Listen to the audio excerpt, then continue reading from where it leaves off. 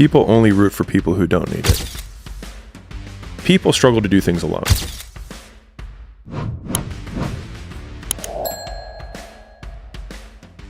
You're going to lose sleep. You'll doubt whether it'll work.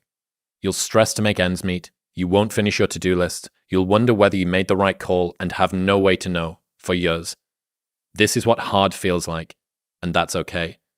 Everything worth doing is hard, and the more worth doing it is, the harder it is. The greater the payoff, the greater the hardship. If it's hard, good. It means no one else will do it. More for you.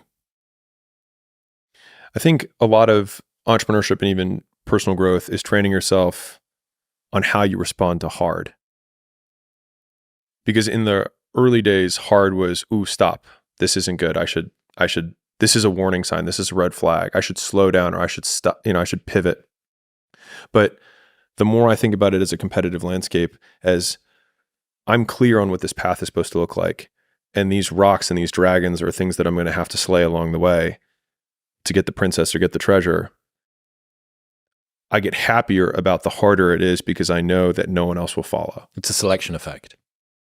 And I think if you can shift from this is hard to no one else will be able to do this, then it flips from being this thing that you're like, oh, poor me, to, oh, poor everyone else who's going to have to fucking try. Yeah. And I think that is so much more motivating as a frame for the exact same circumstance. Yeah, that's awesome. I was thinking a lot about the lonely chapter that we talked about the last time. That was the best, most powerful idea I think that we came up with. And if you see there basically being no shortcuts toward getting the thing that you want, there are ways to be more and less efficient. And there are ways to do things with more and less of a positive disposition, which can actually make the journey feel an awful lot easier. But ultimately, if you assume that largely everyone needs to go through the same challenges that you're going through, every single difficult thing that you do is kind of like a massive wall that you need to get over.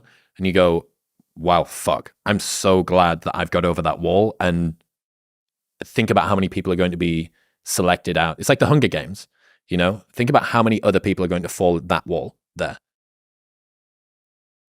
People only root for people who don't need it. Like the amount of times when I was on my lonely path where I was too different from the friends that I had, but not successful enough to be friends with the people that I wanted to be friends with. That's when you want people to root for you. That's when you want people to support you. Once you've already won, people are like, he's amazing, he's so good. But like, that's the time when you need it the least. And so you always have to be the person who roots for you before everyone else does. And it's usually a single clap in the auditorium for a very long period of time. It is a slow clap that's just you rooting for you. And that visual, I think, is one that you can kind of take because it is. People struggle to do things alone. And the path of the exceptional person is one of an exception, which means that you are not with other people. And rather than fighting that or bemoaning it, see it as an indicator that you're on the right path. Because if everyone else were cheering you on, then it means you're not in the right place, because it means you're just like everyone else, and that's not where you want to be.